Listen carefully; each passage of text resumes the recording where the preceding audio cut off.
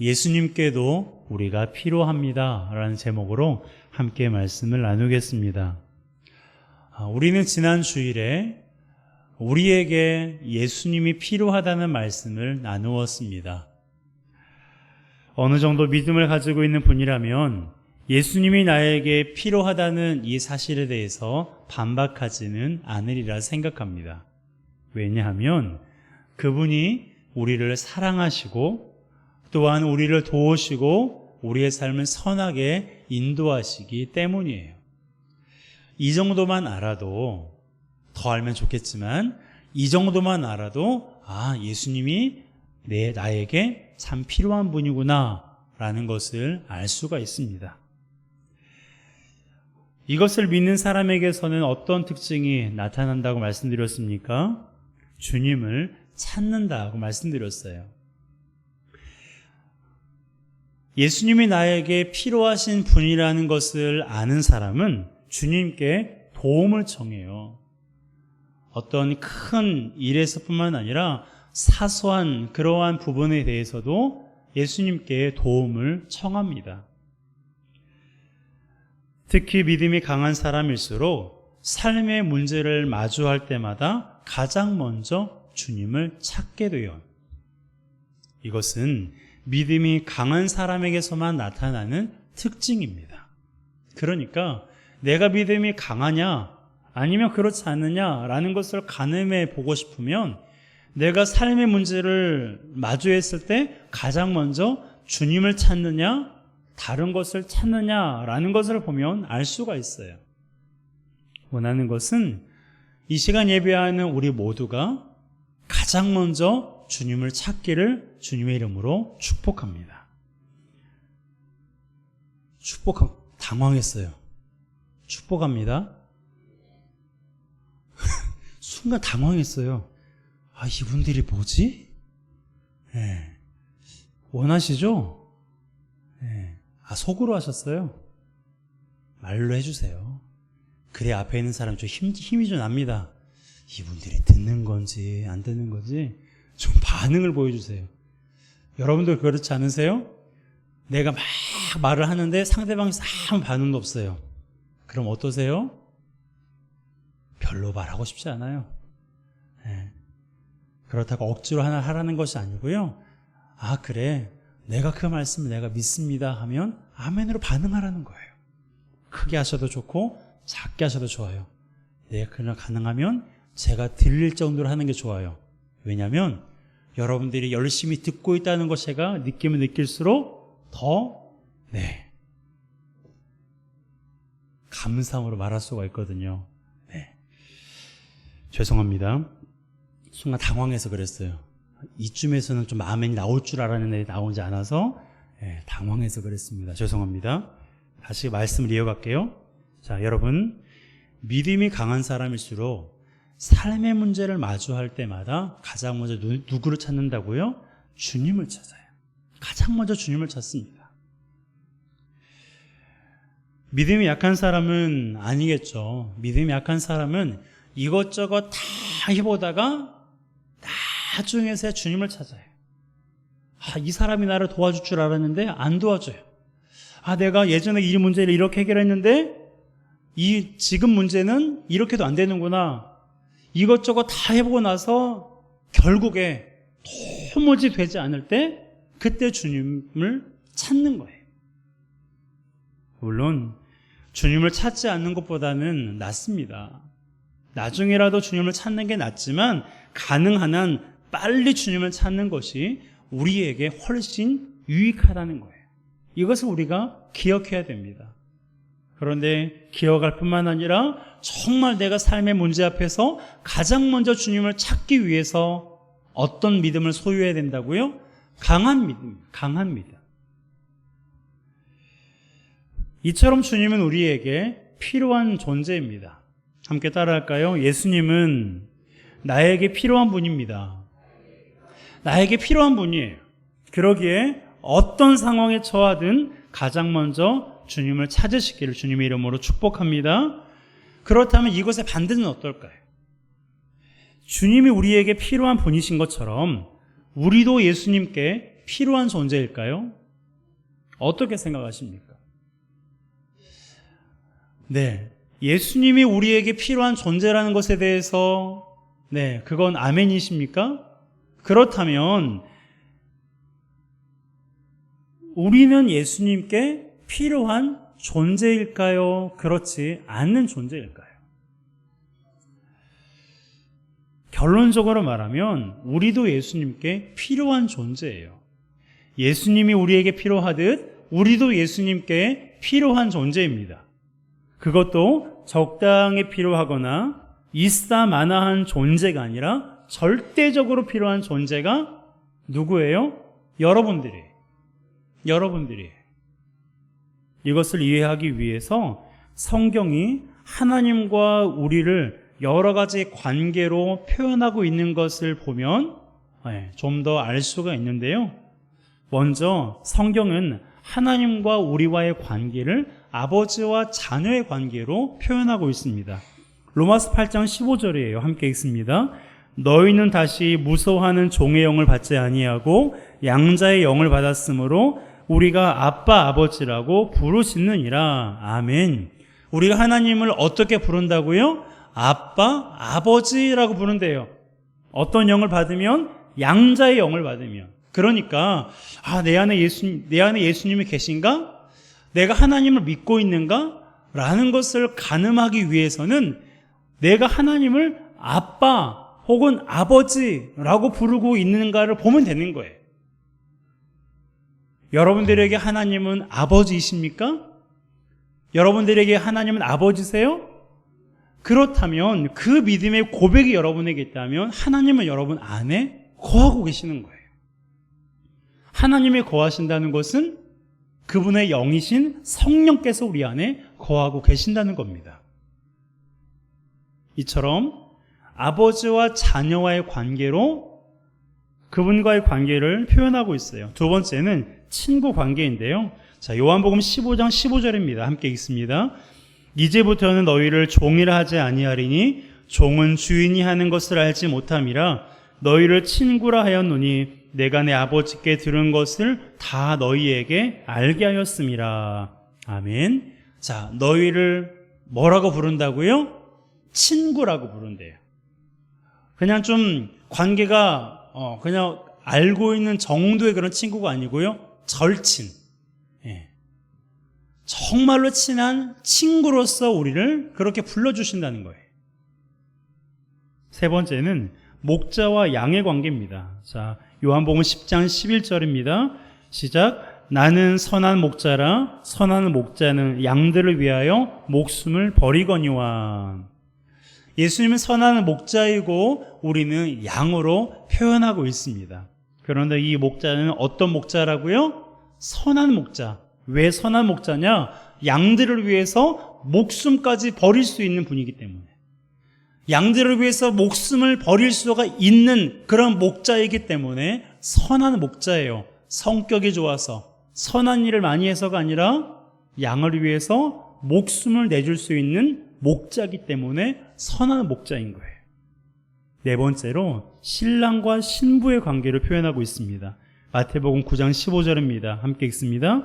예수께서 그들에게 이르시되 혼인집 손님들이 신랑과 함께 있을 동안에 슬퍼할 수 있느냐? 그러나 신랑을 빼앗길 날이 이르리니 그때에는 금식할 것이니라. 아멘. 자, 여기에 보게 되면 예수님께서 하신 비유의 말씀인데요. 예수님을 신랑 그리고 우리를 신부로 그렇게 표현하고 있는데 하번절에 보면 신랑을 빼앗길 날이 이른다라고 기록되고 있는데요. 여기서 이 말씀은 예수님께서 십자가에 죽으시는 것을 말하는 거예요. 예수님께서 십자가에 죽으시는데 왜 죽으시느냐? 누구를 위해서, 신랑의 누구를 위해서 죽임을 당할까요? 신랑이 가장 사랑하는 사람이 누구예요? 신랑이 가장 사랑하는 사람은요, 신부예요. 부모님도 착각하지 마세요. 신랑이 가장 사랑하는 사람은요, 신부예요. 서운해도 어쩔 수 없습니다. 그렇게 하는 것이 또 성경적이고요. 그런데 신랑 되신 예수님께서 누구를 위해서? 신부를 위해서, 바로 여러분 한 분 한 분을 위해서 죽임을 당하셨다는 거예요. 자, 5번째로는 포도나무와 가지의 관계입니다. 자, 요한복음 15장 5절입니다. 함께 읽습니다. 나는 포도나무요 너희는 가지라. 그가 내 안에 내가 그 안에 거하면 사람이 열매를 많이 맺나니 나를 떠나서는 너희가 아무것도 할 수 없음이라. 자, 예수님은 포도나무요 나는 가지다 라고 말하고 있어요. 그리고 마지막으로는 주인과 종의 관계인데요. 지금까지 우리가 살펴보았던 이 5가지의 관계는 예수님이 오신 후에 새롭게 정립된 관계예요. 물론 그전에도 그러했지만 좀 더 선명하게 정립된 그런 관계인데, 반면에 주인과 종의 관계는 예수님이 오시기 훨씬 전부터 사용되어져 왔습니다. 자, 성경의 첫 번째 책이죠. 창세기입니다. 18장 3절이에요. 함께 읽습니다. 이르되 내 주여 내가 주께 은혜를 입었사오면 원하건대 종을 떠나 지나가지 마시옵고. 자, 이것은 아브라함의 고백인데요. 믿음의 조상이라고 불렸던 아브라함도 하나님을 가리켜서 뭐라고 호칭을 하고 있습니까? 주라고 호칭을 하고 있어요. 주님이라고, 주인이라고 하나님을 부르고 있습니다. 그러면서 자신을 가리켜서 뭐라고 말해요? 종이라고 말해요. 주인과 종의 개념입니다. 그런데 이 개념이 요한계시록에도 나와요. 요한계시록은 성경의 마지막 책이에요. 자, 요한계시록 6장 10절입니다. 함께 읽습니다. 큰 소리로 불러 이르되 거룩하고 참되신 대주제여. 대주제란 주인, 소유주, 통치자라는 뜻이에요. 요한계시록에도 사도 요한이 예수님을 가리켜서, 하나님을 가리켜서 대주제여 라고 그렇게 부르고 있습니다. 이처럼 성경은 하나님과 우리와의 관계를 여러 가지 관계로 표현하고 있어요.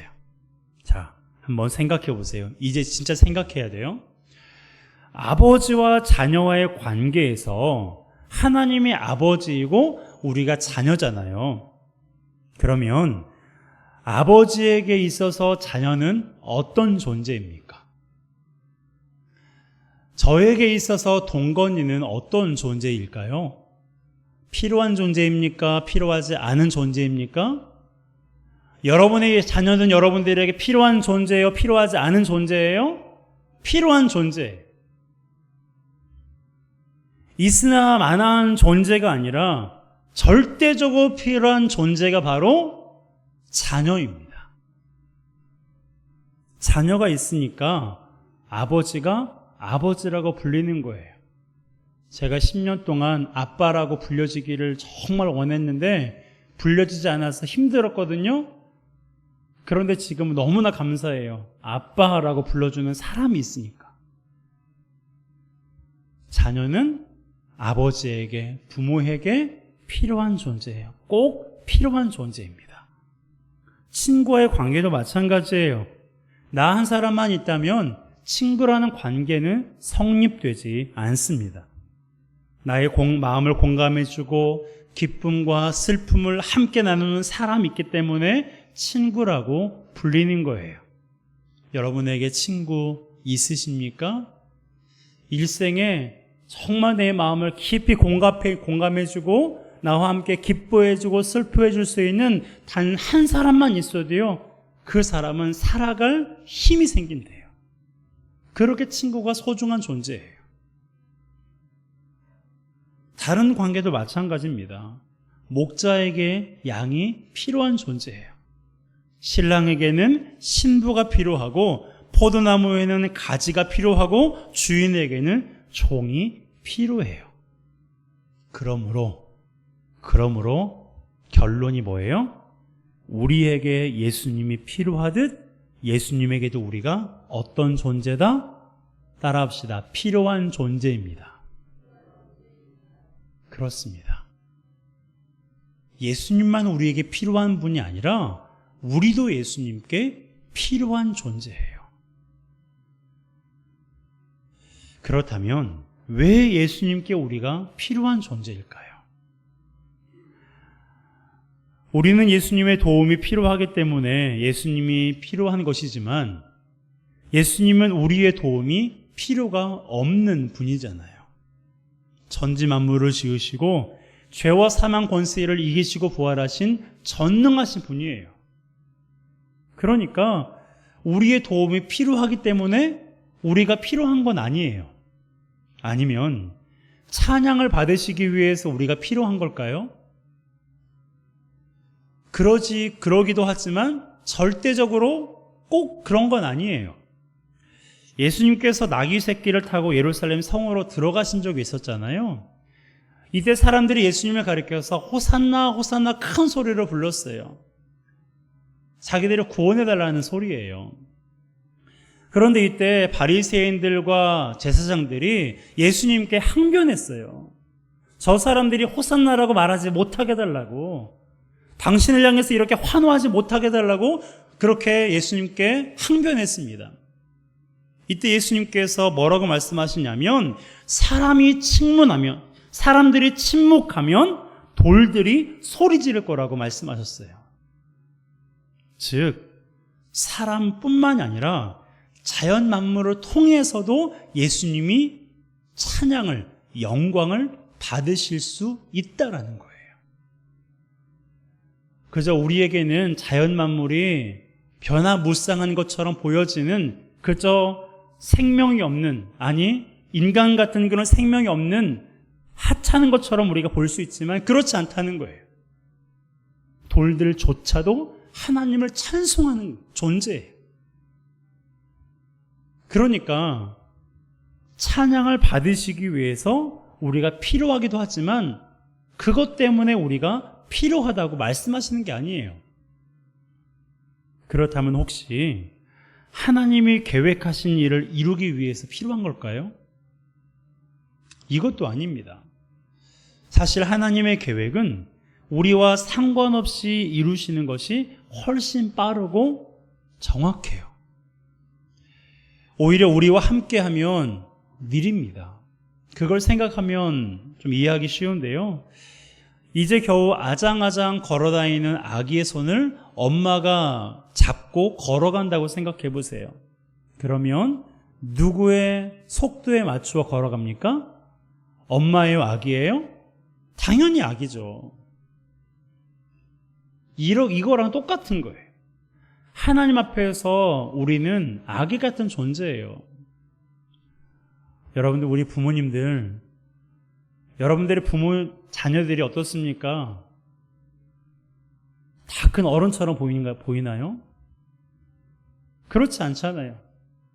40살, 50살, 60살 먹어도요, 부모에게 자녀는 어린아이처럼, 아기처럼, 아직 철없는 자식처럼 보이지 않습니까? 저희 부모님이 종종 하시는 말씀이기 때문에 그런 거예요. 우리가 하나님 앞에서 내가 다 큰 어른처럼 그렇게 살아가고 있지만, 여러분, 하나님 앞에서 우리는요, 아기도 사실 과분한 존재예요. 티끌 같은 존재니까. 그런데 그런 존재와 손을 잡고 함께 걸어갈 때 얼마나 느리고 얼마나 불안하고 얼마나 정확하지 않겠습니까? 그러니 하나님이 계획하신 일을 이루기 위해서 우리가 필요한 것인가? 그렇지 않다는 거예요. 물론 그렇다고 해서 하나님이 우리가 쓸모없다라고 말씀하시는 게 아니에요. 지금도 여러분들을 사용하고 계시고 여러분들이 필요해요. 하지만 꼭 당신의 일을 이루시기 위해서, 당신의 일을 이루시는데 우리를 이용하고 사용하기 위해서 우리가 필요한 존재가 아니라는 거예요.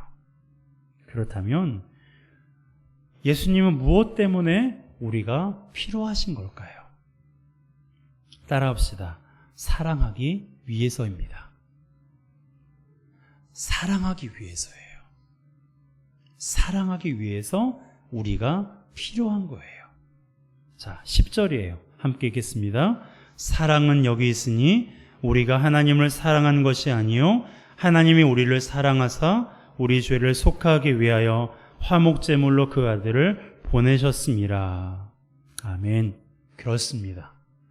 우리가 하나님을 사랑한 게 아니라 하나님이 우리를 사랑하신 거예요. 기가 막힌 것은 우리를 사랑하셔서 당신의 아들을 화목제물로 보내셨다는 거예요. 하나님과 인간의 화목을 위해 예수님께서 제물이 되어주신 것입니다. 우리를 얼마나 사랑하셨으면 당신의 아들을 십자가에 죽게 하셨겠어요. 여러분, 여러분의 원수를 살리기 위해서 여러분의 자식을 죽일 수 있습니까? 원수를 감옥에서 끄집어내기 위해서 여러분의 자식을 감옥에 넣을 수 있으세요? 어떻게 그렇게 해요? 그렇게 할 수가 없는 거예요. 그런데 우리 하나님 아버지는 그렇게 하셨어요. 왜? 우리를 사랑하셔서 당신의 아들을 십자가에 내어주신 거예요. 이걸 보면 하나님은 우리를 사랑하시기 위해서 우리가 필요한 거예요. 여러분, 하나님 이퀄 뭐예요? 하나님 이퀄 사랑이에요. 하나님은 사랑 자체예요. 사랑이 많으신 분이 아니라 사랑 그 자체가 하나님이에요. 그런 분이기 때문에 우리가 필요한 거예요. 여러분, 사랑은요, 대상이 있어야 돼요. 대상이 없는 것은요, 사랑이 아니에요. 그런데 하나님에게 있어서 사랑의 대상이 누구예요? 저예요. 여러분들이에요. 그래서 하나님 우리에게 필요한 거예요. 그래서 우리가 하나님께 필요한 것입니다. 여러분, 우리가 그런 존재예요. 내가 나를 봤을 때 별로 사랑할 만한 모습이 보이지 않고 나를 사랑하는 사람이 없다고 느껴질 때가 있잖아요. 나는 쓸모없다고, 나는 실패한 존재라고 그렇게 느껴질 때가 있잖아요. 그런데요, 그렇게 생각하지 않아도 된다는 거예요. 여러분, 그것은 우리의 낮은 자존감이 만들어낸 허상이에요. 하나님의 사랑을 느끼지 못하게 하려는 사탄의 사기극입니다. 하나님은 우리를 사랑하세요. 믿으십니까? 하나님은 우리를 사랑하세요. 우리를 사랑하시기 위해서 우리를 필요로 하신 거예요. 그 사랑은 지금도 계속되고 있어요. 때로 우리가 그분의 말씀을 외면하고 곁길로 가더라도 그분은 여전히 우리를 사랑하셔서 올바른 길로 인도하십니다. 뿐만 아니라 하나님을 대적하고 하나님이 없다고 말하는 사람들에 대해서도 하나님은 그들을 사랑하세요. 그래서 그들이 하나님께 돌아올 때까지 끊임없이 애쓰고 계시는 거예요. 여러분, 하나님이 여러분을 사랑하신다는 것을 꼭 기억하시기 바랍니다. 우리 옆에 분에게도 함께 좀 말해주세요. 하나님이 당신을 사랑하십니다. 아멘이십니까? 하나님이 여러분을 사랑하세요. 하나님이 우리를 사랑하세요. 하나님 우리의 자녀를 사랑하세요. 하나님이 나의 원수도 사랑하세요.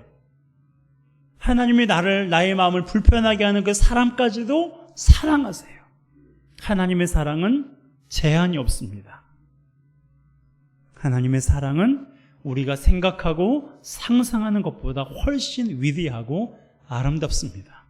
그렇다면 그러한 사랑을 받고 있는 우리는 어떻게 해야 될까요? 하나님께 내가 사랑을 받고 있는 것을 알아요. 그러면 우리가 어떻게 해야 돼요? 하나님께 사랑을 받고 있으니 우리도 하나님을 사랑해야 되죠. 여러분, 사랑을 받으면 사랑하는 것은 당연한 일이에요. 사랑은 결코 일방통행이어서는 안 됩니다. 왕복통행이 가능해져야 돼요.